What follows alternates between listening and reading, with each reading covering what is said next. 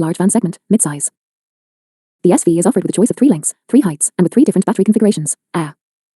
Customers are mainly reassured by the country of origin due to China's wholesale embrace of EVs, Carney claimed. The 2-entry lithium iron phosphate, LFP, battery packs and larger 103 kWh nickel manganese cobalt, NMC, are sourced from China's largest battery maker CATL. Target customers are mainly bigger fleets, either offering so-called last-mile delivery in urban areas, or acting as service vehicles. Bigger companies are more likely to embrace the electric vans as part of their sustainability efforts. Those are the companies the Farizon is targeting first. The rest of the van market will be more challenging for the Chinese company, Carroll said. Title: Why automakers are reluctant to discuss EV charger cyber risks. Content: Automakers are reluctant to discuss their cybersecurity efforts in the electric vehicle charging infrastructure sector because doing so would expose potential weaknesses and invite scrutiny, according to an executive at an automotive cybersecurity specialist. No automaker wants to be the one to say, "We have a problem here."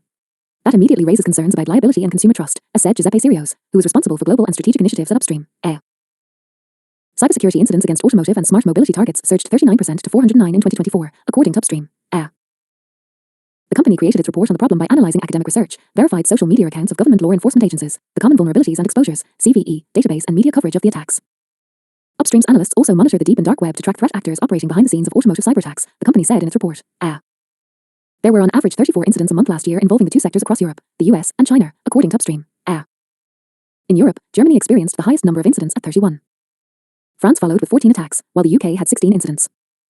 Italy and Spain also saw notable activity, with 12 and 10 attacks, respectively, according to Upstream's data. As EV adoption accelerates, so do the risks. Ransomware attacks on smart mobility infrastructure surged, contributing to an overall 38% increase in documented incidents.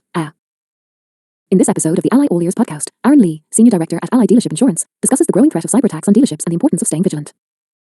He shares essential tips for safeguarding against these risks and highlights the need for specialized cyber insurance coverage to protect your business. A cyber attack on a Lithuanian EV charging system shut down operations for hours, with attackers stealing data from 20,000 customers, according to Vilnius-based new portal Delphi.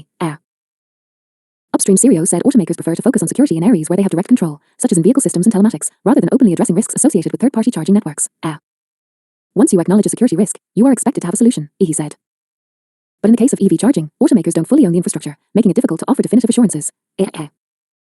Sirios added that public disclosure of cybersecurity vulnerabilities could impact regulatory discussions and industry partnerships. If an automaker admits to a security gap, regulators might demand immediate action, which could disrupt product timelines and require costly fixes, he said. Instead, several automakers prefer to work behind the scenes, collaborate